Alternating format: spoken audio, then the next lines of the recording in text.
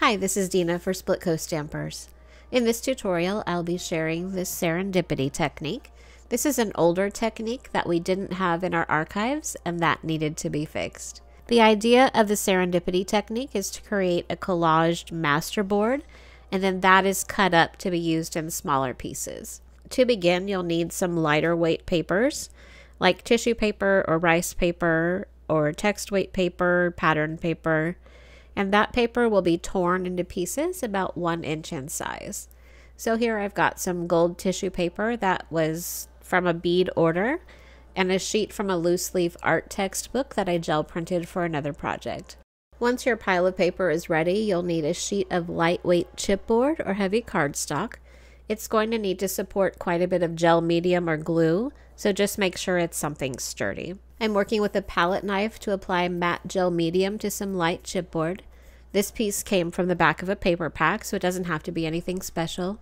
I like to cover a small area with a matte medium, stick a few pieces of paper down, and then spread the matte medium over the paper as well to create a well-adhered layer. If you don't have matte medium, you can use Mod Podge in the same way, or you can work with a glue stick or some diluted white glue. You'll just want to make sure that your pieces are completely backed with adhesive so that all the edges stay stuck down when we cut this panel up later. You can overlap your pieces here, or you can leave some of your base color showing through. That's up to you. If you have some wrinkles in your lighter weight papers, like your tissue paper, don't worry about that.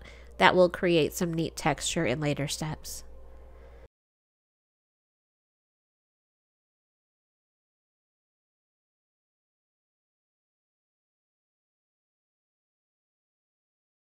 When you're done with this step, you'll want to make sure your panel dries completely.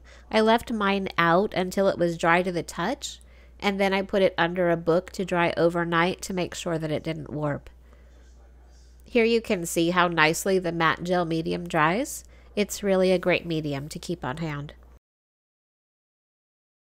The next step is to add some stamping, and the theme is up to you.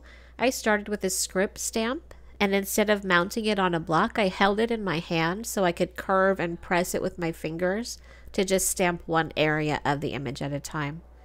The next stamps are a little bit bolder for some variation in my design.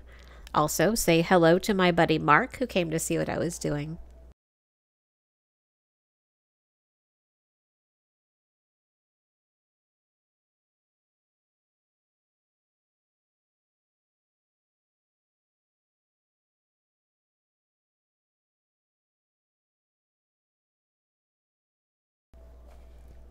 Next, I took my ink pads and swiped them lightly over the panel, and this adds a little color, highlights any edges or textures that might be raised on the panel, and it will also give my embossing powder some random areas to stick to. This is verdigris embossing powder, which has a patina effect, and I'm going to sprinkle it randomly over the panel and heat it from the back. You'll want to be very careful with your heating. 1, because the chipboard is thick, and 2, because the matte medium can bubble up if you overheat it. I ended up having to do this off camera because I didn't have enough space to get behind the panel under the camera. If you do use embossing powder on your panel, make sure that you keep your heat tool moving and take your time with this step so you don't scorch or warp your panel. I did have a little bit of warping after all, and I did have some bubbling in a couple of areas, but I was able to flatten the panel out and just spot glue those places where my paper popped up. Next, I did a little stenciling in some open areas. You can use ink or paint to do this, or leave it off if you choose.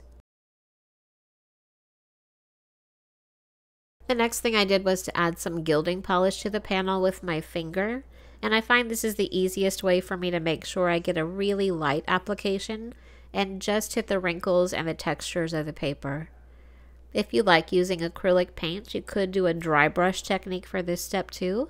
I thought about using white paint instead, but decided to go with this mint gilding polish to match the verdigris. I decided I needed one more little something, so I decided to add this little crackle stamp in some of my open spaces.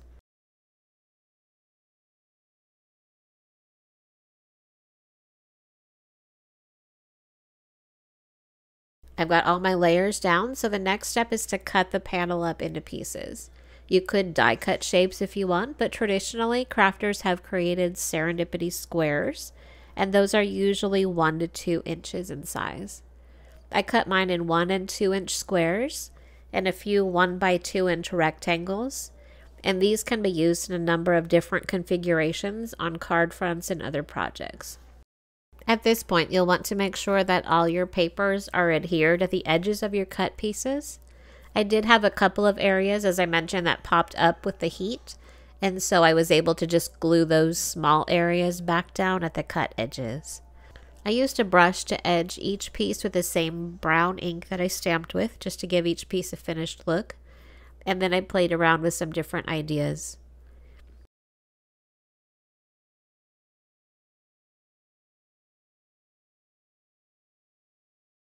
Here are the cards I created, and I still have a few pieces left over.